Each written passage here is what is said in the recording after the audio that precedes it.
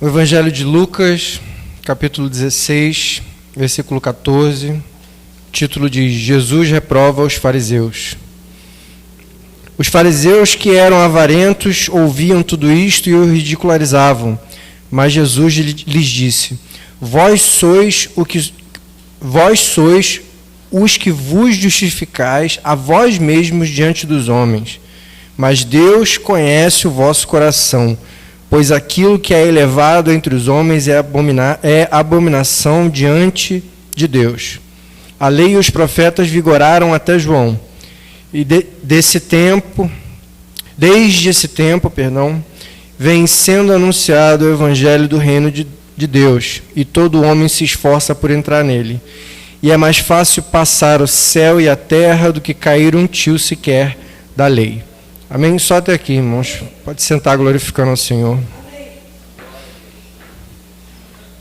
Irmãos, semana passada, o missionário pregou sobre Mateus 24, se eu não me engano, que tem essa passagem. E o pastor, no mesmo dia, pregou sobre o livro de Levítico. E fez referência a Mateus, no capítulo 5, versículo 17, que diz: Não penseis que vim revogar a lei e os profetas. Não vim para revogar, vim para cumprir. Porque em verdade vos digo que até o céu e a terra passem, nenhum i ou um tio jamais passará da lei, até que tudo se cumpra. Então, irmãos, prestando atenção nesse versículo, eu me recordei da Bíblia em hebraico. Porque quando Jesus fala, não penseis que vim para revogar a lei ou os profetas, Jesus está dizendo que não achem que eu vim para revogar a lei em hebraico, é Torá. E profetas em hebraico é Ketuvim. E a Bíblia em hebraico é dividida em 3 partes: Torá, Ketuvim e Neviim. E Neviim são escritos. Todos os livros proféticos e sapiensais e históricos, eles estão no Neviim, são chamados de escritos em hebraico. E todos os livros dos profetas é chamados de Ketuvim, e a Torá é a lei, que é Gênesis, Êxodo, Levítico, Números, Gênesis, Êxodo, Levítico, Deuteronômio e Números. Isso. O Pentateuco. Essa é a lei. E às vezes a gente lê essa palavra e a gente pensa, Jesus está dizendo, não vim revogar a lei. Se a gente só lê a tradução, a gente pensa que é a lei que Deus deu a Moisés, os mandamentos. Jesus não veio revogar a lei, sim cumprir. Jesus veio cumprir toda a Bíblia que até o momento existia. A vinda de Jesus só existia o Velho Testamento. Todo o Velho Testamento era dividido em 3 partes. Os escritos, Neviim, os profetas, Ketuvim, e a lei, Torá. Então, Jesus simplesmente está dizendo aqui que ele veio cumprir toda a Bíblia. E aí a gente tem a confirmação disso nessa passagem de Lucas, capítulo 16, que Jesus diz no versículo 16, a lei e os profetas vigoraram até João. Desde esse tempo vem sendo anunciado o evangelho do reino de Deus. Ou seja, todo o Velho Testamento, toda a Bíblia em hebraico, vigorou até João. Pois João batizou Jesus e deu início ao ministério de Jesus, que deu início ao Novo Testamento. E todo o Novo Testamento é a confirmação do Velho Testamento na vinda de Jesus e a morte de Jesus pelos nossos pecados, na cruz, com a promessa de vida eterna na glória. Então, Jesus aqui confirma no versículo 16 que a lei e os profetas, ou seja, toda a Bíblia em hebraico, a Torá e Ketuvim, vigoraram até João. E durante todo esse tempo que o Velho Testamento vigorou, o evangelho do reino de Deus, a vinda de Jesus, toda a promessa de vida eterna na glória, vem sendo anunciada. E quando Jesus veio, ele confirmou essa notícia, o anúncio do Evangelho de Deus. E aí profetiza que todo homem se esforça para entrar nele. Irmão, é muito difícil. É muito difícil, mas a gente tem que ter um foco na vida como cristão. Um único foco na vida como cristão. É ser salvo. Se você pensa em outra coisa, irmão, na tua vida, você tem que rever os seus valores cristãos. Porque não há bênção maior, não há prêmio maior, não há conquista mais importante, não há título que supere, não há bens e muito menos habilidades do mundo que superem ou sejam, sequer cheguem aos pés de ser salvo. Você já parou para pensar no momento da sua salvação? Você parou para pensar no momento que você fechar os seus olhos e deixar de existir aqui na terra? O que vai acontecer? O que você vai querer fazer? Você quer ver um ser celestial e você vai perguntar o que para ele? Irmão, se a gente faz planos de onde a gente vai viajar no final de semana, se a gente faz planos para ser promovido, faz plano para férias, faz plano para ter filho, para botar em faculdade, não vai fazer plano para a glória, irmão? Se é o nosso objetivo principal, eu quero chegar para esse ser celestial e perguntar, eu posso falar com Jesus? Eu posso olhar nos olhos dele? Eu posso cumprimentar a mão dele ou é desrespeito? Eu quero cumprimentá-lo. O único amigo que eu tenho verdadeiro e eu ainda não conheço pessoalmente. Eu quero saber o que eu vou poder aprender no céu, o que eu vou poder ensinar no céu. O que eu vou fazer, onde que eu vou morar. Posso ir no rio de água viva? Posso sentar na sombra da árvore? Posso ver os raios de luz da glória de Deus? A gente tem que pensar nas coisas do reino de Deus, irmãos. E tem que parar com as coisas terrenas. Porque Jesus não prometeu que a gente não ia ter aflição. Se a gente quer ser coparticipante da vinda de Jesus, a gente tem que ser coparticipante da vida de Jesus. E a vida de Jesus não foi uma vida de bênção, não. Não foi uma vida de prosperidade, de riqueza, de sentar no trono cheio de ouro. Foi uma vida de sofrimento. Foi uma vida de milagre, de oração, de jejum. E a gente quer que Jesus volte, a gente quer ser arrebatado, a gente quer ser salvo, mas você não quer participar em tudo aquilo que Jesus viveu? A gente tem que viver a aflição na terra. É necessário que a gente viva a aflição na terra para que o poder de Deus se manifeste na sua fraqueza. É necessário que o sobrenatural de Deus venha na sua vida. Para você ver que você é escolhido de Deus. E para você mostrar a Deus a sua fé, a sua fidelidade. Eu já preguei aqui sobre a raiz em hebraico da palavra fé. E é a mesma raiz de fidelidade. Aí a pessoa fala, eu estou sem fé. Você está sem fé, mas você sabia que em hebraico fé e fidelidade têm a mesma raiz? Então você não está sendo fiel a Deus. Então você não está orando. Então você não está jejuando, você não está vindo à igreja, você não está louvando, não está pregando a palavra no seu trabalho, na sua família, não está lendo a palavra, aprendendo mais. A gente tem que se abster das coisas do mundo, irmãos. Veja no versículo 15, mas Jesus lhes disse, vós sois, falando para os fariseus, que reprovaram Jesus. Vós sois os que vos justificais a vós mesmos diante dos homens. Botando o vocabulário de hoje, vocês são aqueles que se acham? Vocês que subiram no palco e falaram, eu sou o cara? Vocês que se auto-intitulam poderosos, vocês que se dão títulos de honra, títulos de mérito, por conquistas por habilidades. Sabe o que Jesus diz?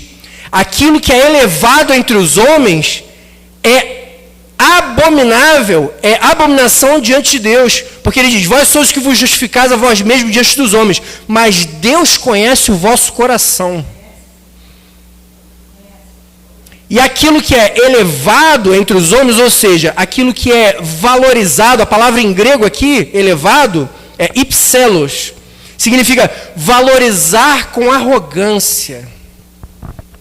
Excessivamente se orgulhar sobre posse, habilidade ou conquista. Ser arrogante.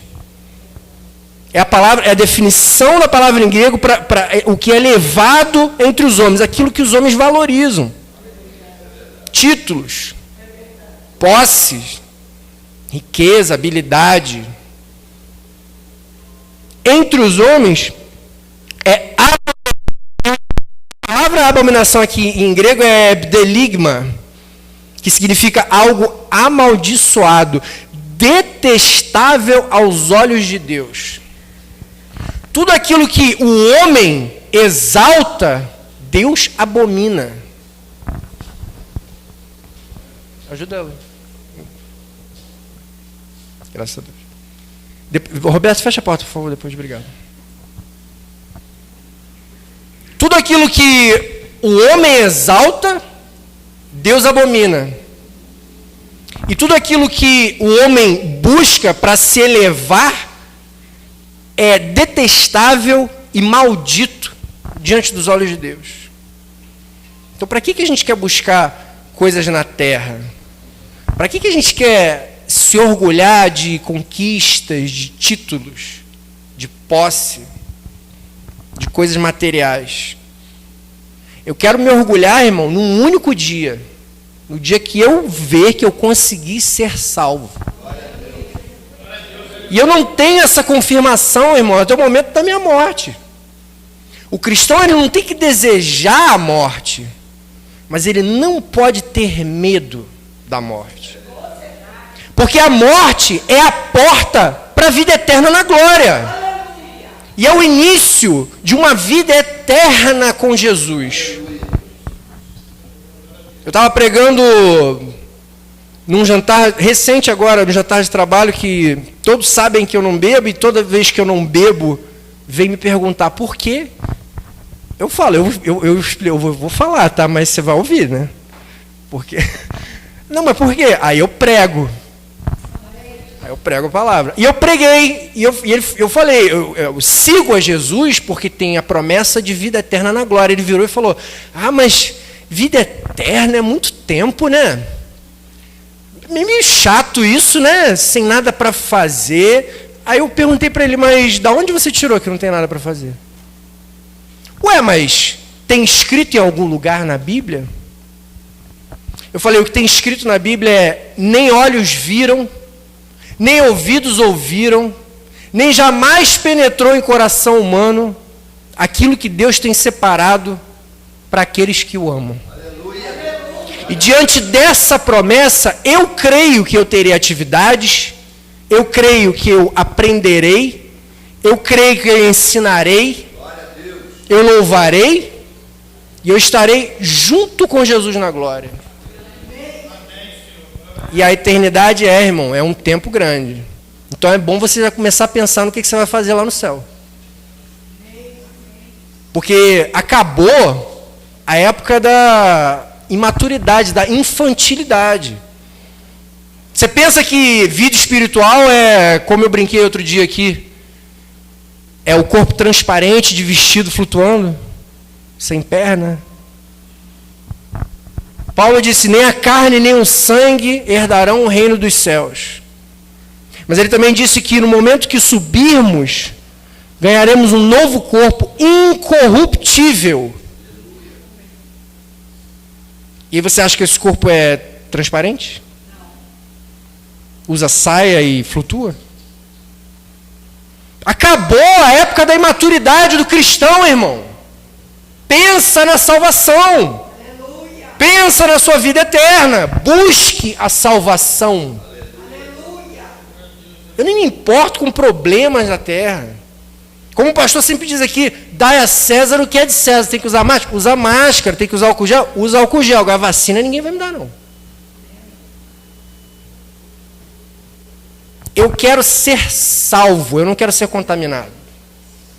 E a gente tem que buscar santidade, buscar as coisas espirituais, buscar a vida santa na glória. E creia, irmão, eu não sou perfeito, ninguém aqui é perfeito, a nossa natureza é pecadora. Todos os dias Deus tem que me perdoar dos meus pecados. Como todos nós. Todos nós somos iguais perante a Deus. Mas Deus fala na palavra que o joio e o trigo crescem junto na igreja. Para que no momento da colheita haja separação. O trigo vai ser colhido e o joio vai ficar. Você já parou para pensar, irmão? Quem é você dentro da igreja? Joio ou trigo? Eu quero ser trigo, eu quero ser colhido, eu quero fazer parte do time que vai morar no céu. Eu quero saber se os irmãos vão ser meus vizinhos. Eu quero saber se a gente vai poder caminhar perto do rio de água viva, sentar e conversar sobre a vida que a gente teve, de tribulação.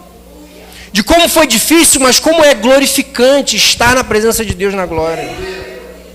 E ter o privilégio de olhar nos olhos de Jesus, ver os olhos como chama de fogo, irmão. Já imaginou essa cena? Eu imagino que toda vez que eu imagino essa cena, eu sinto muito a presença de Deus. O fogo é muito misterioso. E eu estou deixando Deus me usar, irmão. Deus está falando, estou falando. O fogo em hebraico se chama Esh. São duas letras, Aleph e Shin. E se você estudar os pictogramas, significa Deus consumidor. Quando falam na palavra que Deus é amor, mas Deus também é fogo consumidor, vem do hebraico Esh, fogo. E você já parou para pensar, irmão, que fogo é um elemento espiritual? Existe fogo que não esteja consumindo algo? O fogo, para existir na terra, ele precisa de um combustível. Quando você bota uma madeira para queimar, a madeira é o combustível. Quando a madeira queimou toda, o que acontece com o fogo? Ele apaga, ele vai embora. O fogo, para existir na terra, ele precisa consumir algo. É um elemento espiritual. Ele não existe espontaneamente. E se os olhos de Jesus são como chama de fogo, irmãos, você consegue imaginar o interior de Jesus? Feito de fogo espiritual? É esse o poder daquele que te ajuda. Aquele que te resgatou do mundo, tirou você de posses, de títulos, de riquezas, para te dar a promessa de vida eterna na glória. É aquele que tira o medo. É aquele que dá a paz que é incompreensível. É isso que a gente tem que buscar, irmão. Deus abençoe a igreja em nome de Jesus.